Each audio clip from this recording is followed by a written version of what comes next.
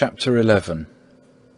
Of seeking peace of mind and of spiritual progress. We may enjoy abundance of peace if we refrain from busying ourselves with the sayings and doings of others, and things which concern not ourselves. How can he abide long time in peace, who occupieth himself with other men's matters, and with things without himself, and meanwhile payeth little or rare heed to the self within? Blessed are the single-hearted, for they shall have abundance of peace. How came it to pass that many of the saints were so perfect, so contemplative of divine things? Because they steadfastly sought to mortify themselves from all worldly desires, and so were enabled to cling with their whole heart to God, and be free and at leisure for the thought of Him. We are too much occupied with our own affections, and too anxious about transitory things. Seldom too do we entirely conquer even a single fault, nor are we zealous for daily growth in grace, and so we remain lukewarm and unspiritual.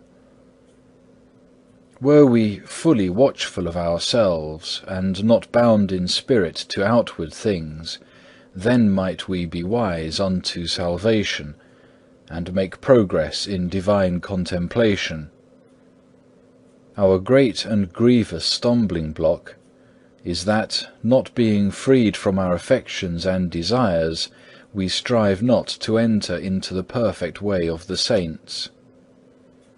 And when even a little trouble befalleth us, too quickly are we cast down, and fly to the world to give us comfort.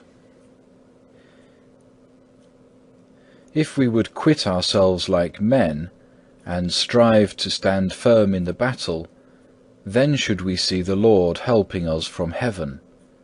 For He Himself is always ready to help those who strive and who trust in Him.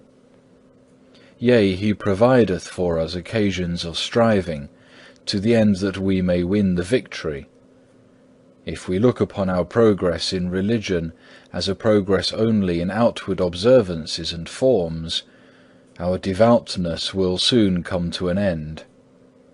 But let us lay the axe to the very root of our life, that, being cleansed from affections, we may possess our souls in peace.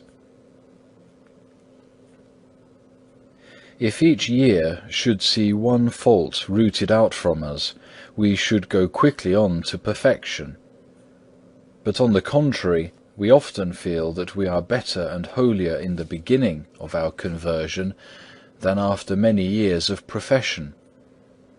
Zeal and progress ought to increase day by day, yet now it seemeth a great thing if one is able to retain some portion of his first ardour. If we could put some slight stress on ourselves at the beginning, then afterwards we should be able to do all things with ease and joy.